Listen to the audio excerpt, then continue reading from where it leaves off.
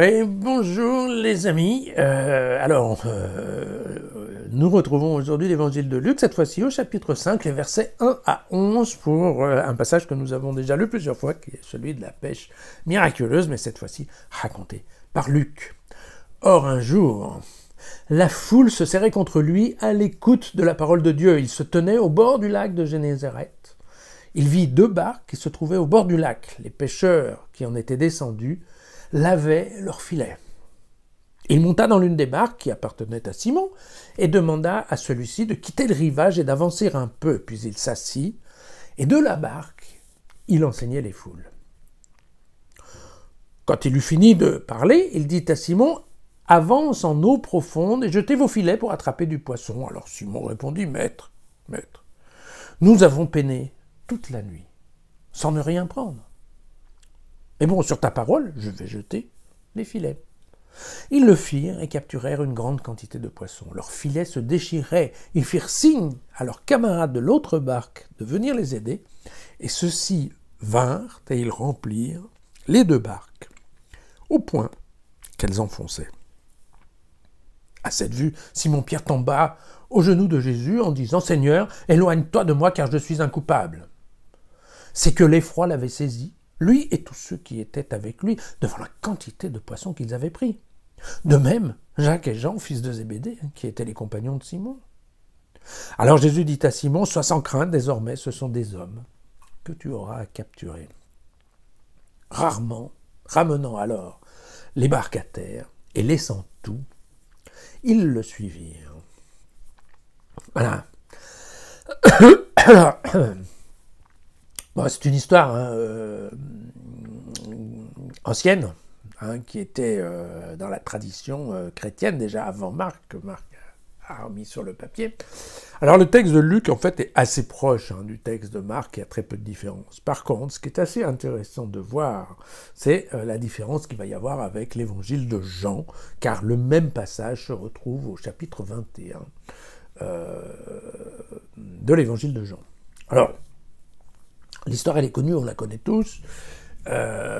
Beaucoup de gens, beaucoup d'exégètes ont ensuite parlé du rôle des poissons par rapport à l'Église, les fidèles, enfin tout ça, bref. La mission et la façon dont on récupère des nouveaux fidèles dans l'Église. Mais globalement, c'est pas du tout ça le texte. Alors, ce qui est intéressant, c'est que vous avez Luc récupère cette histoire, il la met au chapitre 5, et Luc récupère cette histoire pour faire comprendre la façon dont Jésus a créé son équipe de disciples. Voilà. En disant globalement, une fois que ça s'est passé, ce miracle de la pêche miraculeuse, eh bien, effectivement, des pêcheurs professionnels qui rencontrent un type comme Jésus, qui leur ramène une quantité incroyable de poissons, en plein jour. Alors, ce sont des pêcheurs qui savent que le moment bon pour pêcher, c'est pendant la nuit. Eh bien, effectivement, un hameçon comme ça se quitte pas. Et donc, on comprend assez bien qu'effectivement, les disciples pêcheurs laissent tout tomber pour suivre Jésus. Effectivement, commercialement, ça me paraît être un argument qui est assez fort.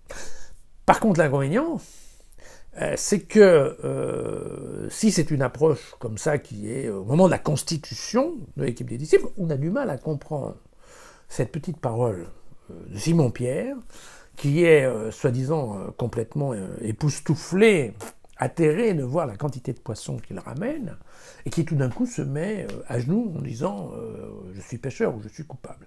Voilà.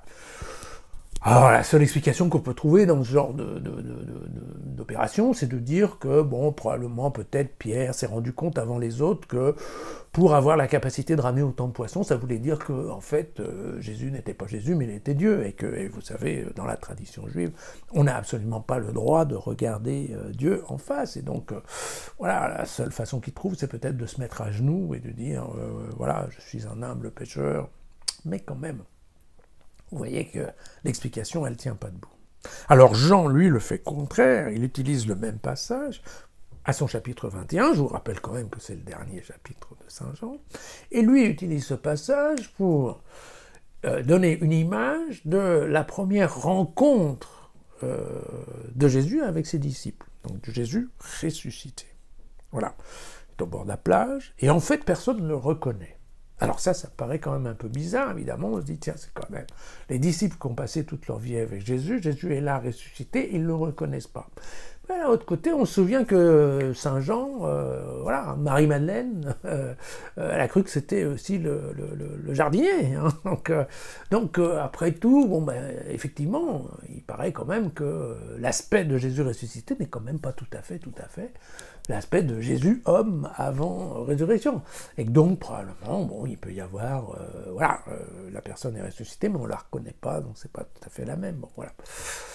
Mais à contrario, là par contre, on comprend bien la petite phrase de Jean, puisqu'en fait, de Pierre, puisque la Pierre, en fait, se retrouve en face de Jésus, qu'il a tout simplement dénigré 3 fois. Vous vous souvenez que pendant 3 fois, aux gens qui, pendant que Jésus était questionné, hein, d'abord par le grand prêtre, puis par Pilate, on lui disait, mais toi tu étais avec eux, et lui, Pierre répondait, mais non, pas du tout, je ne connais pas cet homme. D'accord, 3 fois. Oh, attention, Jean dans son évangile, juste après, comme de par hasard, Jésus parle à Pierre et lui dit, mais Pierre, m'aimes-tu? Et vous savez que, vous vous souvenez peut-être, il lui a demandé 3 fois, Pierre, m'aimes-tu? Façon à faire le ballon avec les 3 fois, je ne le connais pas. D'accord. Et donc vous voyez que, c'est ça ce qui est amusant, un même passage peut être utilisé par un évangéliste pour expliquer un certain nombre de choses, et par un autre évangéliste pour expliquer complètement autre chose. Voilà.